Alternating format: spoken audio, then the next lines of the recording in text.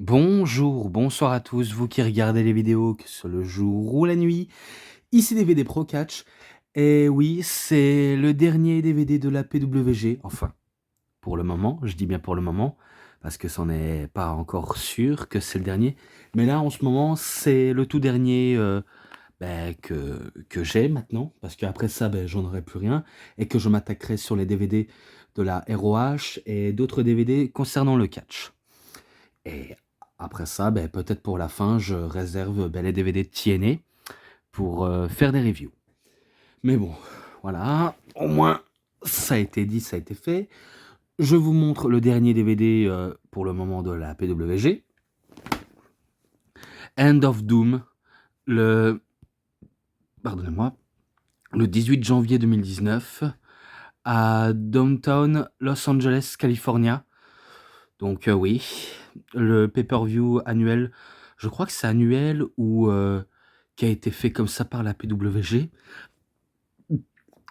Excusez-moi, avec comme tête d'affiche Bandido, Jeff Cobb et Trevor Lee, qu'on connaît sous le nom de Cameron Grimes. Et quand je regarde cette image-là, j'ai l'impression que c'est Lars Sullivan. Je sais pas ce que vous en pensez, mais on dirait Lars Sullivan comme ça. Mais non, c'est Trevor Lee, c'est Cameron Grimes. Donc voilà la présentation. Et maintenant, l'arrière du DVD. Et sachez qu'en 2019, c'est pas encore lors du mois de janvier la création de la EW, car ça arrivera des mois plus tard pour la EW, lors du premier Double or Nothing et compagnie, quoi. Mais bon, voilà. Et que certains catcheurs de la EW, ils sont passés par la PWG et dans d'autres promotions. Donc voilà, au moins, la plupart vous les reconnaîtrez et d'autres que ça vous dit absolument rien, mais au moins vous allez peut-être comprendre. Et que c'est pour ça, je vais m'attaquer en premier match de la soirée. Donc, Brody King contre Jungle Boy et Jack Perry. Et que je sais maintenant ce qui s'est passé lors des coulisses de All In, qui est un show incroyable, que je vous invite tous à aller voir si vous n'avez jamais encore vu All In, du côté de Londres, et bien sûr de 2023, bien sûr, parce que c'est arrivé très récemment, et pourtant ça a été excellent, et que lors des bagarres, enfin, lors d'une bagarre en coulisses entre lui et CM Punk, oui, parce que Jack Perry avait voulu faire le con, alors que plutôt, CM Punk lui avait dit de ne pas, on va dire, utiliser, les vrais morceaux de verre, d'une vitre, d'une voiture ou d'une limousine pour se blesser bêtement. Parce que lors, des coulisses de All In, parce que oui, c'est ce qui est arrivé très récemment, heu, CM Punk lui avait conseillé de pas le faire, mais Jack Perry étant déçu, il décide de le faire quand même en pas vouloir écouter CM Punk et qui le dit même en direct, même si c'était un genre de kick-off pour la EW, il disait ouais, c'est du vrai verre, qu'est-ce que tu vas faire maintenant? Tu vas chialer. Donc un pic adressé à Punk. Et après, certains spécialistes vont encore pointer du doigt CM Punk en disant ah ouais, c'est une diva, c'est une drama queen. Il est encore là pour foutre le bordel. Même moi qui disais un tout petit peu du mal de lui en disant qu'il était en train de faire du mal au business, alors que je me rends compte que c'est plutôt les petits jeunes qui ne font absolument rien pour la EW qui font mal au business. Ça, c'est. J'ai été un peu naïf et bête à ce point-là. Mais d'un autre côté, je peux un tout petit peu comprendre CM Punk d'un autre point. C'est-à-dire que certes, c'est un ancien, c'est un vétéran, mais surtout, c'est lui la top star et c'est lui qui ramène des millions et des téléspectateurs pour garder un show de catch. Donc il faut le vouloir, il faut savoir comprendre. Et que on entend une possibilité de suspension entre les deux hommes, alors que c'est ta top star, tu peux pas le suspendre alors qu'on est en pleine route du côté de All Out chez CM Punk à Chicago. Là où les embrouilles avaient commencé entre lui et l'élite. Et que je peux comprendre à quel point CM Punk il dit qu'il en a marre de travailler avec des gosses. Donc quand je dis des gosses, ben, ça veut dire des gamins immatures qui pensent ce qu'ils pensent de mieux pour eux et rien pour le business. Et du coup, ben, CM Punk n'est pas con. Il sait que qu'il a envie de donner raison à certaines personnes de déconseiller de ne pas le faire. Mais que certaines personnes ne veulent pas écouter les anciens. Et que c'est actuellement le problème des jeunes aujourd'hui. Quand tu as des anciens qui savent ce qu'ils font, qui, qui te conseillent de ne pas le faire, il faut écouter. C'est très important, il faut toujours écouter. Et que certains jeunes... et je sais qu'il y a des jeunes qui savent écouter, mais d'autres jeunes qui sont totalement tête de mule ne veulent absolument rien comprendre. Donc certes, CM Punk n'est pas parfait, il n'est pas tout blanc, il n'est pas tout frais, il n'est pas tout rose, mais certains jeunes catcheurs ne sont pas non plus tout blancs non plus dans cette histoire. Et que d'un autre côté, on peut se ranger ou pas du côté de Punk, mais on peut pas lui donner tort. Donc ce qui a fait Jack Perry lors du kick-off de la AEW, il a quand même déconné. Quand CM Punk ou comme un ancien te dit de ne pas le faire, tu dois l'écouter, et pas l'inverse. C'est un peu comme avec les parents. Quand les parents vous disent, alors qu'on est jeune, ne pas, on va dire, voler, ne pas vous droguer, ne pas de vous tuer, de comment dire, de braquer, d'avoir un comportement de voyou, il faut toujours écouter ses parents. Il faut toujours écouter. Parce que si on n'écoutera pas nos parents ou un ancien qui vous conseille de ne pas le faire, ben forcément on finit clochard, enfin on finit à la rue, ou encore on finit en prison. C'est normal. Il faut toujours écouter. Et Jack Perry et les Young Bucks, ben, ils font partie de ces groupes de bandes de gosses qui n'écoutent rien en fait. Mais assez tardé sur ce qui s'est passé en coulisses parce que je sais que d'autres youtubeurs parlent mieux que moi, notamment ben, Dr. Wrestling et surtout aussi ben, Kozak, parce que vu comment j'adore suivre la plupart de ses critiques sur YouTube de chez Monsieur Kozak. Même Monsieur Hawkin avait un tout petit peu détaillé, mais court de passage, donc j'ai bien adoré lui aussi. Voilà, il y a des autres youtubeurs qui parlent mieux que moi, et c'est peut-être eux, les youtubeurs à suivre, et qui font du très bon contenu, qui sont très intéressants. Honnêtement, c'est pas pour vous mentir. Mais bon, passons à ce match-là. Alors, rien de particulier, si ce n'est que c'était un très très très bon match d'opener. Et il n'y a pas à dire, c'est pas un mauvais match. Il est loin d'être mauvais. Après, est-ce qu'il est parfait? Je veux pas dire qu'il est parfait, mais il fait le taf. Et que Jungle Boy, à l'époque, ben, il était acclamé par le public de la PWG, comme il sera du côté de la AEW, et qui fera partie des 4 piliers de la AEW, avec lui, Sammy Guevara, Darby Allin et MJF, et d'autres, parce que d'autres sont en train de prendre leur place pour devenir ben, les nouveaux piliers. Mais en tout cas, les 4 piliers, ce sont des références. Voilà, ce sont des références dans leur propre show et que ce sont des futurs à suivre. Et c'est pas pour déconner, c'est des futurs à suivre.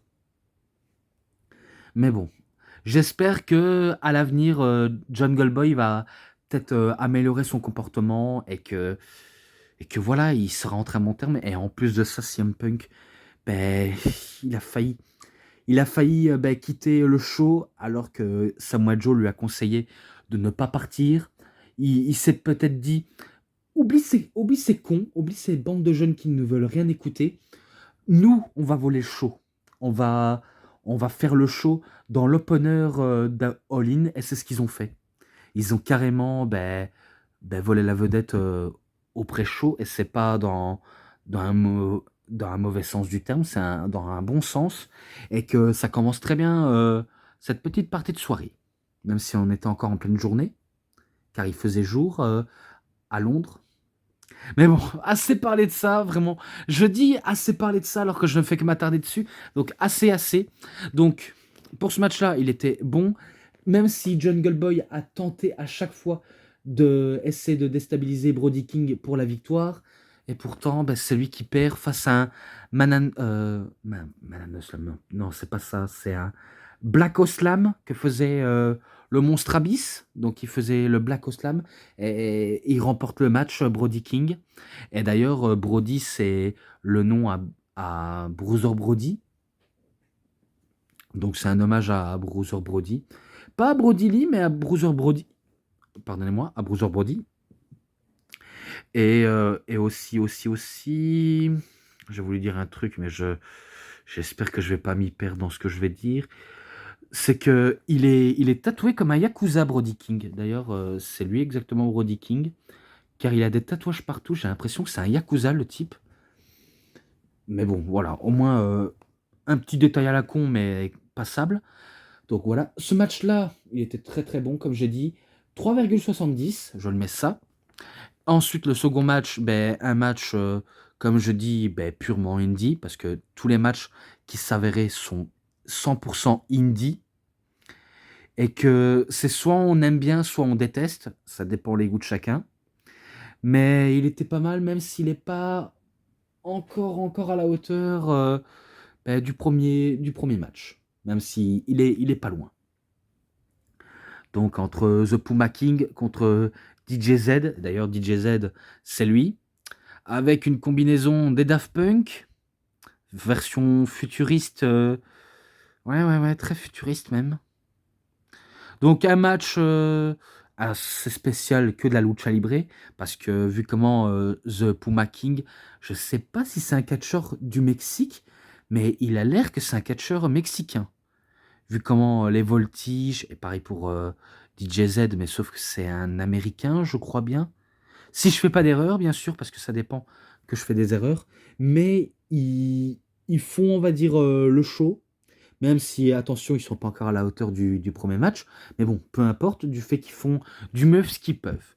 Et à la fin, je vais citer directement la fin, parce que le reste c'est trop court, Puma King, il est en train de tordre DJ Z comme un vulgaire brenzel.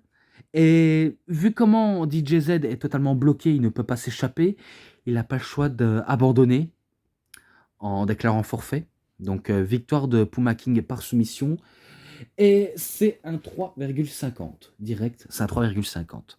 Et ensuite le troisième match, donc l'équipe de LAX, donc la Latin American X-Charge, une équipe de la TNA, Santana et Ortiz, contre, ah bah tiens, oui, mon pote Laredo Kid et Ray Horus.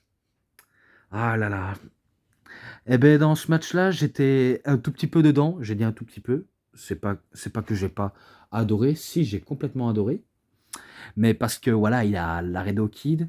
Et que Laredo Kid, ben, vu comment j'étais au show à Charleroi du côté de Gilly, je crois.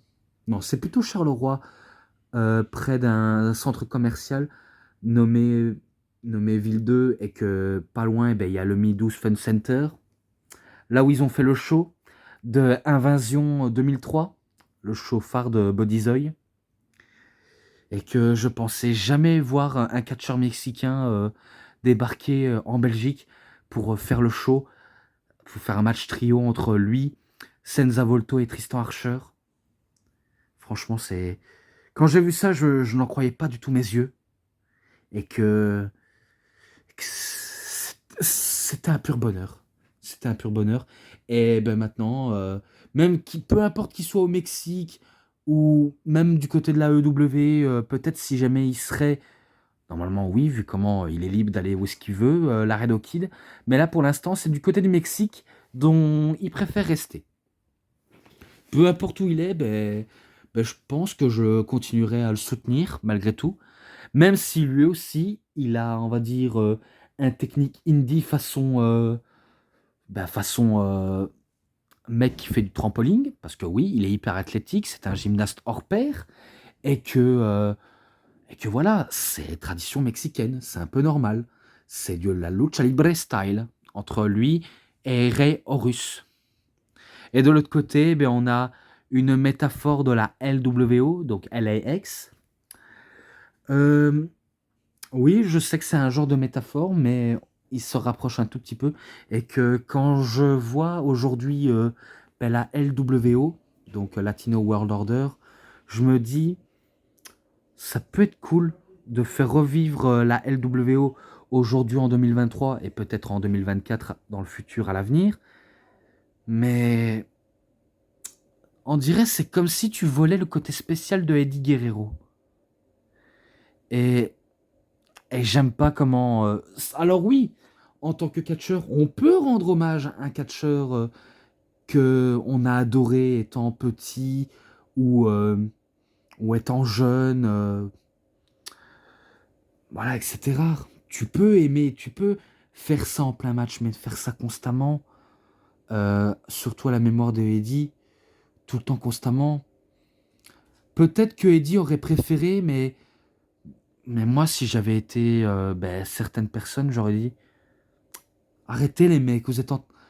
je comprends que vous voulez soi-disant rendre hommage à Eddie Guerrero, mais pas de cette manière. Vous êtes en train de lui voler tous son côté spécial. Parce que oui, c'est un peu voler ben, son style. Par exemple, ses catchphrases, sa manière bah, de provoquer la foule pour vous divertir. Quand il se tape, bah, quand il se tape le torse, voilà, quoi, en encourageant la foule, ou encore en dansant, l'air de dire que, certes, il est chaud, il a la chaleur latine, ou encore ce surnom, le latinoïde, euh, celui qui ment, qui triche, qui vole, I light, I chill, I steal, ou encore ben, son slogan I'm your papi, je suis ton papa. Bref, pour moi, ça ne passe pas. Parce que je comprends qu'on peut rendre hommage, mais d'ici à rendre hommage encore et encore, comme s'il était encore là, non, arrêtez. Et je comprends que Chavo, de son côté, il en a marre ben, qu'on n'arrête pas de faire ça constamment, rendre hommage à son oncle, enfin à son tonton, quoi. Je comprends que ça le met en rogne. Je le comprends. Bon, de toute façon, peut-être que la LWO va peut-être se, se briser, quoi. On ne sait pas encore, mais euh, je prie pour que ça arrive. Parce que oui, je n'ai pas honte de le dire, mais je pense que voilà, c'est pas non plus couronné de succès pour la LWO. Mais là, on va pas parler de la LWO, mais de LAX. Et par contre, LAX, ça fait bien longtemps qu'ils sont dissous, hein. Bon, après, c'est comme si tu faisais ramener la NWO version noir et blanc ou version noir et rouge en version Wolfpack et en Hollywood avec une petite touche de jeunesse. C'est comme si tu rendais hommage mais que tu volais ben, les mimiques phares de Hulk Hogan ou de Kevin Nash ou de n'importe qui d'autre, même de Blue World Order, version bleue de la NWO. C'est comme si tu volais tout à Blue Mini, à Dr. Steve, enfin Stevie Richards et autres. Je me rappelle plus des noms, mais c'est comme si tu volais toutes les mimiques. Et ben là, c'est comme si on volait toutes les mimiques à Eddie dans la NWO qui fait un peu partie ben, à la base, à l'origine. Mais bon, comme j'ai dit, c'est pas de ça qu'on va parler, mais plutôt du match. Des bons enchaînements en équipe, que des bons enchaînements en équipe, il n'y a rien d'autre à dire. Ça fait le bon taf. Mais je vais plutôt passer du côté de la fin parce que le reste, c'était du travail, des hotspots, le côté selling qui peut un peu marcher et les nearfall qui règlent la foule. Bref, tout se joue dans le match jusqu'à ce que les LAX, ben, ils veulent prendre comme maillon faible Laredo Kid en faisant un double retournement souplex pour que ce dernier tombe sur le ventre et que Santana ben, il s'occupe de Rey Horus pour l'allumer et pour que ça permette à Ortiz de faire le pin pour la victoire. Donc victoire de LAX Et ce match-là, même si voilà, j'aurais préféré peut-être un tout petit peu une victoire de Laredo Kid et de Ray Horus, mais bon, on peut pas tout avoir dans la vie. C'est à 3,60. Je lui mets ça. Et il faut savoir, c'est que à cette période, ils n'étaient pas encore à la EW, surtout pas dans l'équipe de Chris Jericho, de Inner Circle. Ils n'étaient pas encore dedans, vu comment la EW n'aura eu lieu que quelques mois plus tard. Et que je me rappelle, c'était inattendu et que j'étais impatient de le voir, euh, le show de la EW. Et c'est depuis ce jour-là que je ne rate aucun show de la EW. Même s'il y a quelques moments qui me plaisent et d'autres qui me plaisent pas. Mais bon, je reste quand même fan malgré tout. Mais bon, passons. Robbie Inglis contre Jonathan Gresham. Dans un match simple où il n'y a pas d'enjeu. Bon petit match. Il n'y a pas d'autre à dire, même si c'est pas non plus très exceptionnel. Et aussi, il s'est passé énormément de choses que je suis toujours obligé de skipper. Et c'est un peu normal. Je me rappelle qu'à la fin, peut-être que j'aurais préféré une victoire pour une fois de Jonathan Gresham, mais qu'il se fait avoir bêtement par Robbie Inglis, car il avait enchaîné euh, des enchaînements de retournements pour faire le pin. À chaque fois, ben, ça faisait des retournements sur retournements, jusqu'à ce qu'il trouve le bon angle pour faire sa figure 4 leg lock modifiée, et qui prend et chope même le bras de Jonathan Gresham. Et alors que Gresham, il était proche des cordes pour casser la prise, et ben il décide quand même d'abandonner alors qu'il était tout près. Et c'est là où je me dis, mais attends, les cordes ils étaient tout près, tu aurais pu choper la corde. Mais non, tu décides d'abandonner comme ça. Donc c'était un peu bizarre quand même. J'ai trouvé ça un tout petit peu bizarre, mais je lui mets un 3,40. Voilà. Et ensuite, match pour le titre par équipe de la PWG. Oui. The Rascals, donc équipe composée de Zachary Wentz et Desmond Xavier, contre The Best Friends, Chuck Taylor et Trent, plus connu sous le nom de Trent Barretta. Si je crois bien, eux aussi, avec Jungle Boy, les LAX, et après, allez, Trevor Lee, je pense que ce seront leurs derniers runs à la PWG. Je pense, hein, je pense que ce sont leurs derniers runs. En tout cas, pour Trevor Lee, on en discutera quand j'en aurai terminé avec ce match-là. Et de l'autre match. Vu comment c'était un match, voilà, pas mal. Il y a de l'idée, il y avait de l'idée dans les matchs. Même s'il y avait eu beaucoup de bonnes offenses, de parfois divertir le public en faisant du bruit, en prouvant qu'ils sont encore là et qu'ils sont pas finis. Ils veulent capturer les titres, ils veulent prouver qu'ils ont envie, l'envie d'avoir envie. Bref, c'est pas du Johnny Hallyday que je veux chanter, mais l'envie de gagner ce titre pour rester indéfiniment à la PWG, même si on peut pas rester éternellement.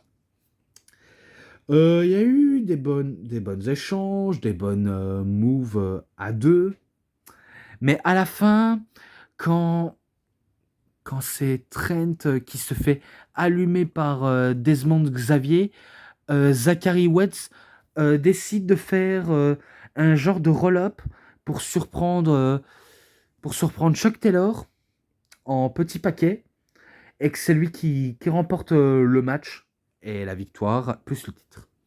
Voilà, tout simplement. 3,60 ce match-là, je le mets ça. Et plus que deux après, c'est terminé. Encore un match simple. Bandido contre ACH. Enfin, H. Il y en a qui diront H, mais c'est plutôt ACH. Voilà. Le match, plutôt bon. Vraiment plutôt bon. Et d'ailleurs, Bandido, la star du circuit indie, surtout au Mexique, lui aussi, il a été champion de Belgique de chez Bodyzoy, même s'il a catché en France. Mais bon, il a quand même été champion de chez nous, c'est le plus important. Mais après le reste, on s'en fiche un tout petit peu. Même si certains ne savent pas qui c'est Bandido, c'est plutôt un catcheur mexicain masqué, et que il est il est hyper talentueux sur le ring, il y a vraiment rien à dire. Et que dans ce match-là, j'ai pas non plus été déçu, même s'il y a beaucoup, beaucoup, beaucoup, beaucoup de choses à raconter et que c'est trop peu pour moi. Tout ce que je me rappelle, même si SEH a voulu tenter son Michinoku Driver plus son, son Rolling Elbow Drop, je crois que c'est ça.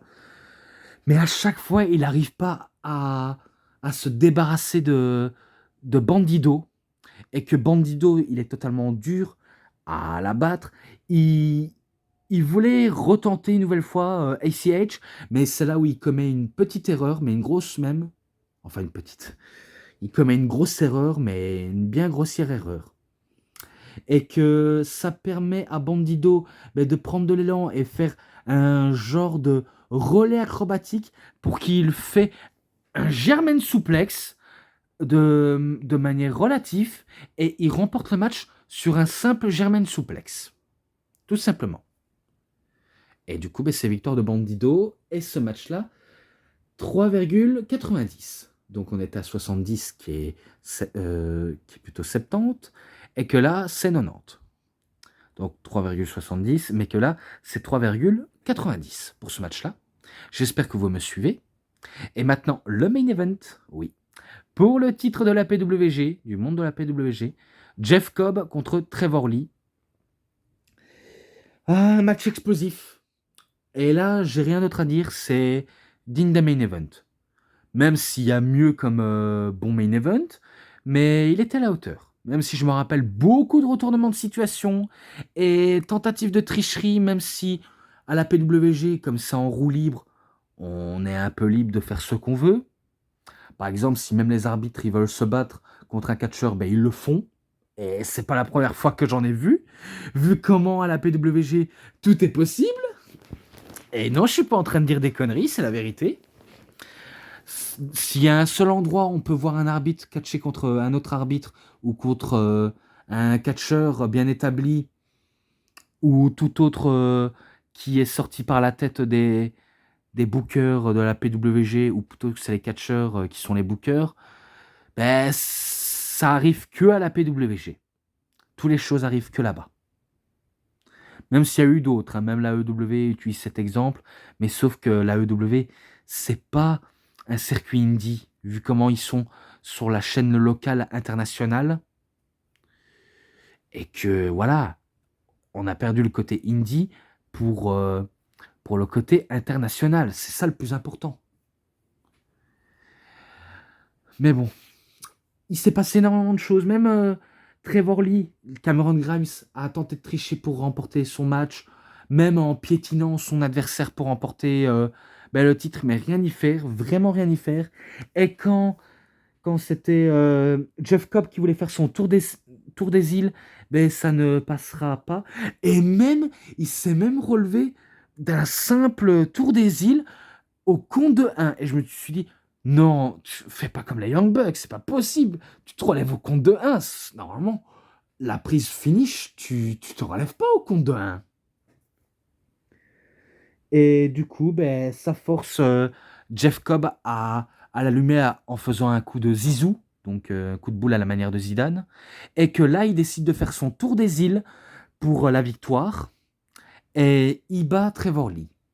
Et il conserve son titre. Et à la fin, Trevor Lee, il fait une promo pour la PWG en disant merci pour tous ces bons moments que j'ai passés ici et que voilà, vous allez tous me manquer. Et j'en passe des mots vu comment il a tellement tout dit. Mais il dit adieu à la PWG parce qu'on sait qu'après il sera à la WWE sous le nom de Cameron Grimes. Et c'est comme ça que Cameron Grimes est né. Voilà, j'espère que j'ai un peu tout résumé là-dessus. Ce match-là, 4,20. Et concernant les matchs à l'ensemble, 4,10. Je le mets ça. Et avant qu'on se quitte, oui, avant qu'on se quitte, je vais vous montrer un dernier truc. Voilà, et après, on se quitte pour de bon. Tout d'abord, le jeu de PlayStation 1 Attitude Get It. Voilà le CD que je recherchais. Et vu comment j'étais passé du côté Xbox, du côté de Raw, mais cette fois-ci en PC CD-ROM, donc un jeu sur PC, et que c'est même édité par Microsoft, donc c'est la même entreprise que Microsoft. Mais bon, voilà, que 2 achats que j'ai eus, et rien de plus. Donc voilà, j'achève cette review pour de bon. Donc c'est tout pour cette review, c'était DVD Pro Catch. J'espère que ça vous aura énormément bien plu, et si vous avez aimé cette vidéo, vous savez ce qu'il vous reste à faire. Likez la vidéo, commentez, partagez, abonnez-vous à ma chaîne, et cliquez sur la petite cloche pour avoir plus des notifications et des prochaines vidéos. Et moi je vous dis bonne journée, bonne soirée à tous.